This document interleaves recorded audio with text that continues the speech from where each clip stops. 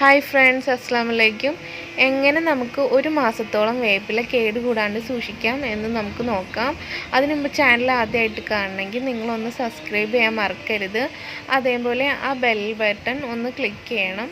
അപ്പോൾ ഞാൻ ഇടുന്ന വീഡിയോസിൻ്റെ നോട്ടിഫിക്കേഷൻ നിങ്ങൾക്ക് ആദ്യം തന്നെ ലഭിക്കും. അപ്പോൾ നമുക്ക് വീഡിയോയിലോട്ട് പോകാം. എങ്ങനെ നമുക്ക് സൂക്ഷിക്കാമെന്ന് നോക്കാം.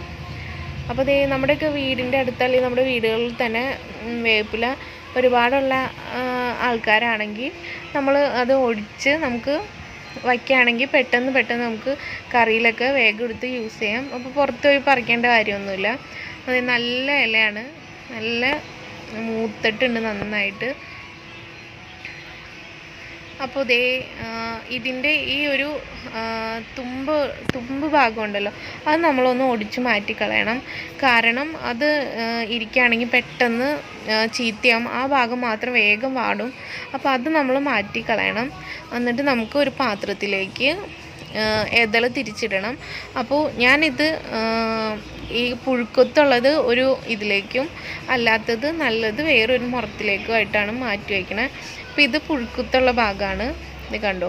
അത് നമ്മൾ മാറ്റി വയ്ക്കുകയാണെങ്കിൽ നമുക്കത് തലയിൽ എണ്ണ കാച്ചി തേക്കാനൊക്കെ ആയിട്ട് നമുക്ക് ഉപയോഗിക്കാം.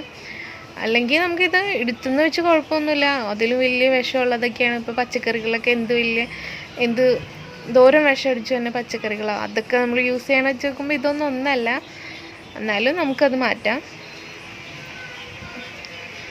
അത് ഞാൻ അങ്ങനെ തിരിച്ച് ഞാനൊരു മുറത്തിലേക്ക് മാറ്റി വെച്ചിട്ടുണ്ട്. ഏകദേശം നല്ല ഇലകൾ നോക്കിയാണ് ഞാൻ എടുത്തേക്കണേ. ഇനി ഇത് നമുക്കൊരു കണ്ടെയ്നറിലേക്ക് മാറ്റാം. ഇതേപോലെ വലിയ കണ്ടെയ്നറിലായിട്ട് നമുക്ക് വേണമെങ്കിൽ സൂക്ഷിക്കാം. അല്ലെങ്കിൽ നമുക്ക് 50 പൈസ കിറ്റിൽ ഇങ്ങനെ ഇട്ട് വെച്ചാലും കുഴപ്പമില്ല. ഒട്ടും എയർ കിടക്കാണ്ടിരുന്നാൽ മതി. അപ്പോൾ ഞാനൊരു 50 പൈസ കിറ്റിലേക്ക് ഇത് മാറ്റി വെച്ചിട്ടുണ്ട്.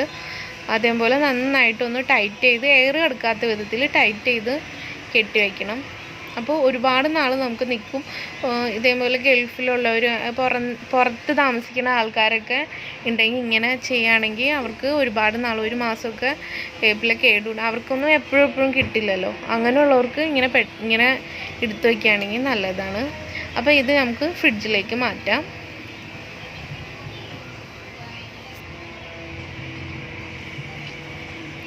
ഫ്രിഡ്ജിൽ ഇങ്ങനെ മാറ്റി വയ്ക്കാം.